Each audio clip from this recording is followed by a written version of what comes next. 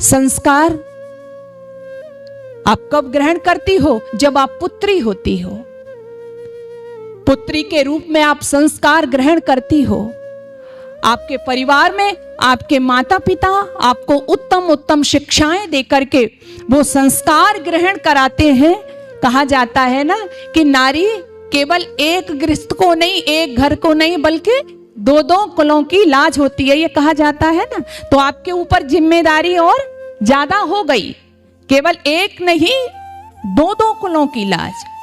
और एक और हमारे यहाँ कहा जाता था कि जब बचपन में तो माता पिता बेटी को सुंदर शिक्षा देते ही थे, सुंदर संस्कार देते ही थे, लेकिन जब बेटी को ससुराल में भेजते थे तो वहां भी सुंदर उपदेश उसको दिया जाता था।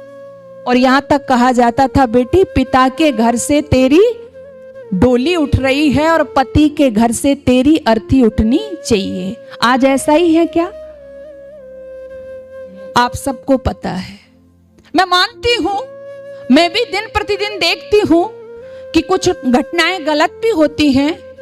पहले दहेज का सिस्टम बहुत ज्यादा था, आज भी है, लेकिन जो हम संस्कार ग्रहण करते हैं एक पुत्री के रूप में, जो हमको सिखाया जाता था कि बेटी तेरा जो पति है वो क्या है? तेरे लिए परमेश्वर है।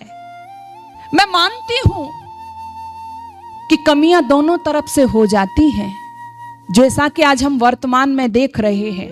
हमारे घर टूट रहे हैं, बिखर रहे हैं। मुझे आश्चर्य होता है, नई विवाह होता है और महीना दो महीना नहीं होता, कार्ड भी नहीं उठता कई बार तो हमारी टेबल से, और सुनने को मिलता है कि जो अमुक विवाह हुआ था वहां पर तलाक भी हो गया।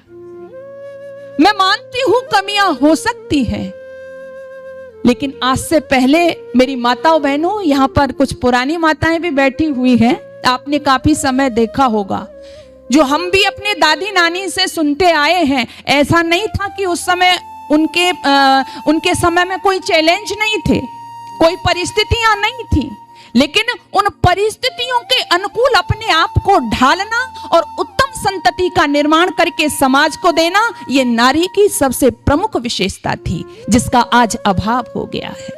तो सबसे पहले संस्कार ग्रहण करती है पुत्री, और इसलिए भी करती है क्योंकि जो मेन उसका फाउंडेशन होता है वो माँ का होता है। संस्कार ग्रहण करके आगे आने वाली जो उसकी संतति है, फिर उसको भी संस्कारित करती है, क्योंकि वही योग्य समाज का निर्माण करते हैं।